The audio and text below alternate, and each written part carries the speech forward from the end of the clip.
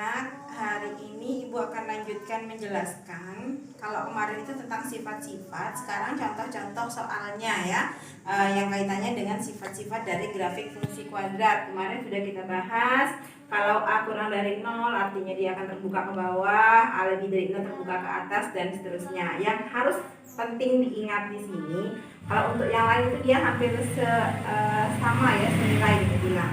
Kalau untuk B-nya, jadi perhatikan nilai A nanti ya. Kalau A-nya lebih dari 0, maka dia akan berlawanan untuk nilai B-nya. Jadi saat B-nya positif, sumbu simetrinya di tempat negatif dan sebaliknya. Tapi kalau A-nya kurang dari 0, dia akan sama.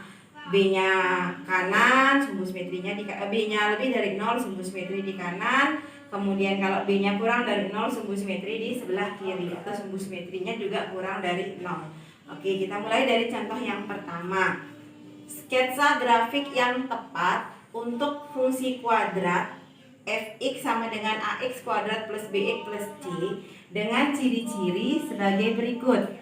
Ciri-cirinya adalah A kurang dari 0, B lebih dari 0, C kurang dari 0, dan D lebih dari 0.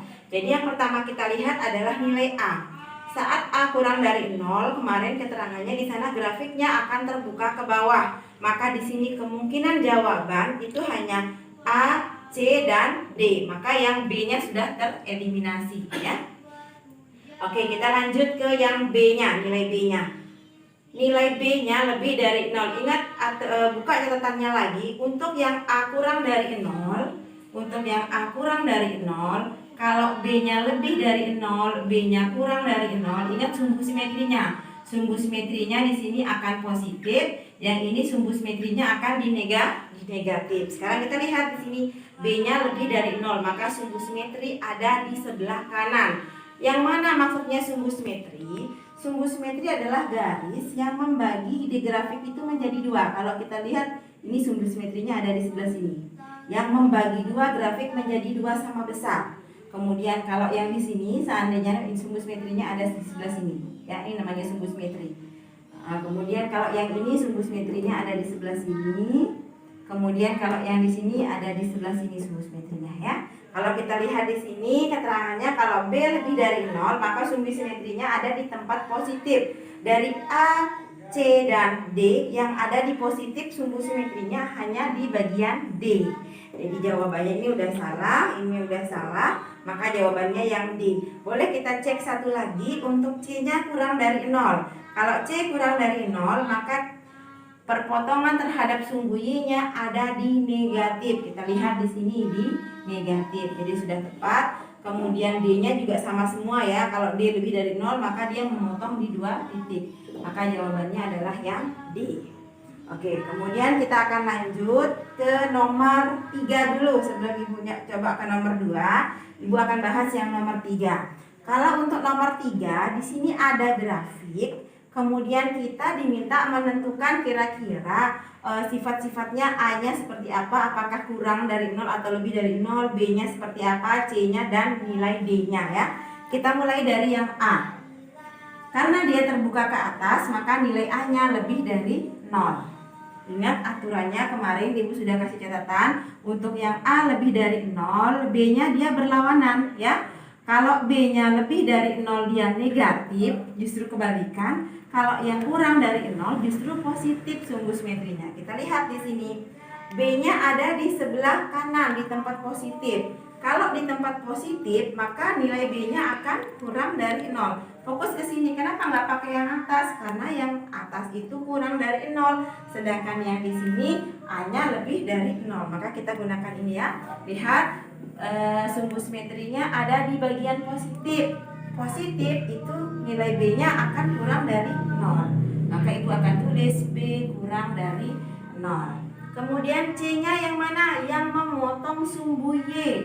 Yang mana sumbu Y yang tegak? Kita lihat, sumbu Y dipotong di tempat positif.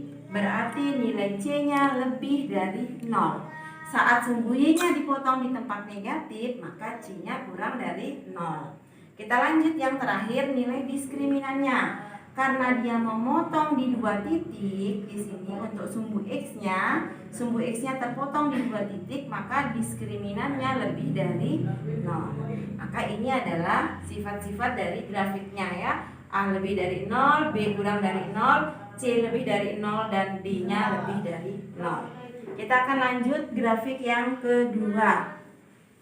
Kita lihat di sini. Pertama yang kita lihat adalah terbuka ke atas atau ke bawah. Oh, ternyata dia terbuka ke bawah, maka A-nya kurang dari 0. Ya. Kembali lagi ke sini. Kalau kurang dari 0, lihat nilai B-nya ya. Kita perhatikan sumbu simetrinya ada di tempat negatif. Ada di sebelah kiri negatif. Kalau negatif maka B-nya kurang dari 0. B-nya kurang dari 0 ya. Karena di sini sumbu simetrinya ada di sebelah kiri. Untuk yang A kurang dari 0, sumbu simetri di sebelah kiri atau sumbu simetrinya negatif, maka nilai B-nya kurang dari 0. Jadi nilai B ini sangat ditentukan oleh nilai A-nya dulu ya. Kemudian kita lihat lagi yang C. Untuk yang C, memotong di sumbu Y ternyata di bawah, di bagian negatif, maka nilai C-nya juga kurang dari 0. Kemudian nilai D-nya di sini dia hanya menyinggung di 1 titik. Kemarin sudah Ibu jelaskan kalau memotong di 2 titik D lebih dari 0, karena hanya di 1 titik dia menyinggung, maka D-nya sama dengan 0. Jadi ini adalah sifat-sifat dari grafik fungsinya. Lanjut yang kedua, kembali ke yang nomor 2. Nah, sekarang untuk menentukan kira-kira fungsi kuadrat mana yang paling memungkinkan di sini, kita identifikasi dulu sifat-sifatnya seperti di nomor 3 tadi. Jadi mulai dari nilai A, nilai B, nilai C, dan nilai D. Nilai D nggak usah karena juga boleh nggak pakai nilai D-nya ya. Kita fokus ke nilai A, nilai B, dan nilai C-nya saja. Kita lihat terbuka ke bawah, maka A-nya negatif, kurang dari 0. Nilai B-nya, kalau A kurang dari 0, B-nya ini sumbu simetrinya kan ada di sebelah kanan. Ya, sumbu simetri ada di sebelah kanan, berarti positif. Kalau sumbu simetrinya positif, ini sumbu simetrinya, sumbu simetri. Kalau sumbu simetrinya positif, maka nilai B-nya lebih dari 0. Maka di sini B-nya lebih dari 0. Kemudian nilai C-nya tetap nggak berpengaruh terhadap A dia. Berarti nilai C-nya karena dia di tempat negatif, C-nya kurang dari 0. Kita lihat di sini sekarang. Mana yang A kurang dari 0? Oh, kemudian semuanya A kurang dari 0.